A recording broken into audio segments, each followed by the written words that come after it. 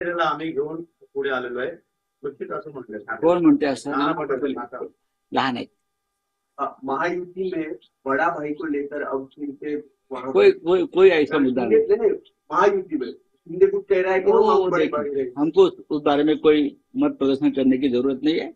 हमारा कल बहुत बड़ा स्थापना दिन का कार्यक्रम होगा षण्मुखानंद हॉल में और उद्धव ठाकरे जी मार्गदर्शन करेंगे। जिनको कुछ करना करणे। सेबी कार्यालयात आपले काही खासदार जात आहेत, आज जाणार आहेत। तृणमूल काँग्रेसकडून त्यांचं एक डेलिगेशन येऊन तिथे आंदोलन करणार आहे। सेबीच्या प्रमुखांना भेटणार आहे।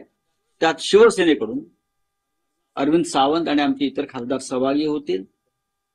बहुधा मला राष्ट्रवादी काँग्रेसविषयी माहित नाही, कदाचित त्यांनाही आमंत्रण आहे। आणि त्यानंतर सगळे खासदार मातोश्रीवरती माननीय उद्धव साहेबांना तो प्रकाश आंबेडकर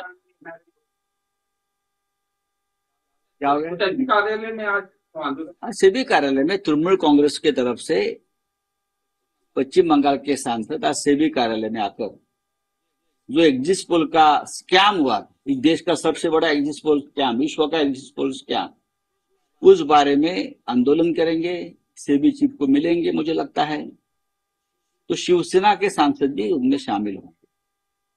अरविंद सावंत जी उसी एरिया के सांसद है, वो वहां शामिल होंगे। बाद में सभी सांसद डेलीगेशन शिवसेना पार्टी के उद्धव ठाकरे साहब को मिलेंगे। Thank you.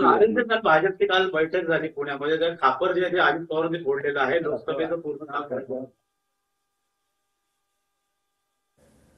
तर संजय राऊतांनी शिंदे गटावर मोठी टीका केलेली आहे। भाजपने शिवसेनेवर सर्वात मोठं आक्रमण केलं।